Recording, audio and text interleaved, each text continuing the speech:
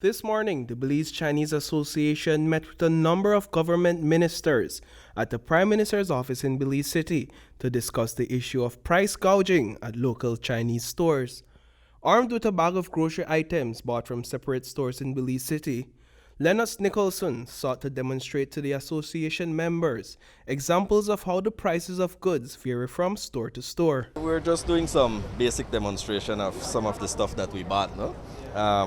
Most of them, in some instances, we bought one sample at a store that would have a price that we would consider average or moderate.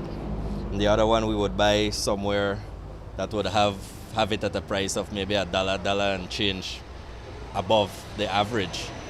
And so basically what we were trying to do is just to demonstrate that the matter of gouging is actually real, and it's not something that we're discussing without some conclusive information. The closed-door meeting lasted for approximately 1 hour.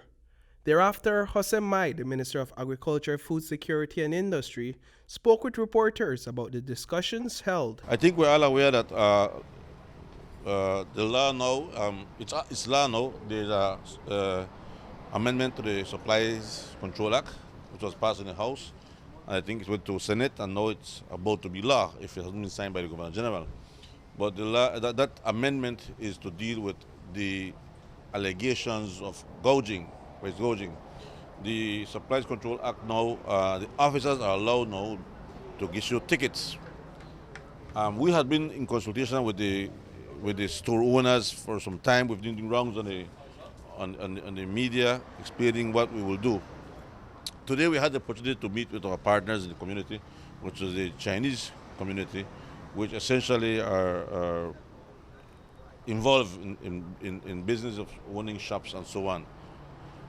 Many of them here are wholesalers and retailers, but as partners in this, we explain to them what the regulations are now and how they can help us to control the gouging. With the new amendments to the Supplies Control Act, a select group of public officers will be authorized to issue tickets to store owners in the event that there is a case of alleged price gouging.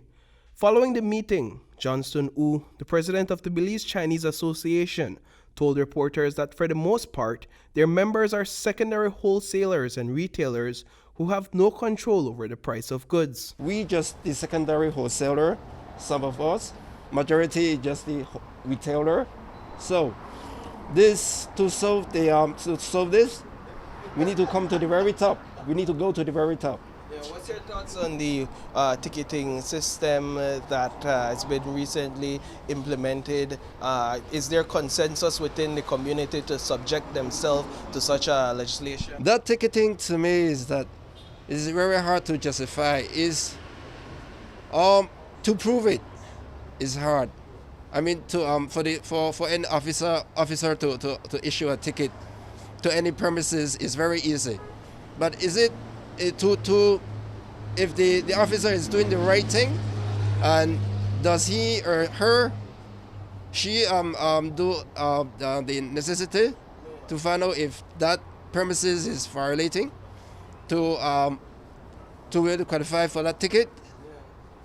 So that's very hard. That's very tough. That causes a lot of arguments. So, according to O, if an individual seeking to issue a ticket to a store owner for alleged gouging is not properly equipped to prove that the store owner is in fact in violation of the law, an argument between the issuer and that store owner could possibly ensue. This, he says, is one concern. But U was also not prepared to outrightly agree that some store owners are in fact taking advantage of consumers with their prices, though he says if proven, that store owner should be penalized. Would you agree that to an extent there are some members of your community taking advantage of the whole issue of inflation and the conversation of inflation as an excuse to unjustifiably hike prices? I can't say that, but it's a possibility. And if anybody doing that, well, that one should get penalized. Wu has now publicly declared that he is open to the idea of store owners being ticketed for price gouging.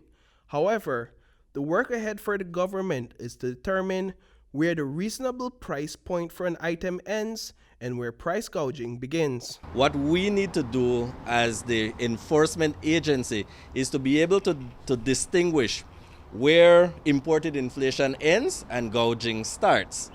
And you would have noticed that certain goods were taken into the room, and we explain some of our findings from inspections where we can show where that imported inflation aspect ended and where the gouging started. And the minister mentioned about our collaboration with the community, because that is key, because one of the things we need to be able to do is to map throughout the entire distribution chain and identify exactly where the problem point may be. Reporting for News 5, I am Paul Lopez.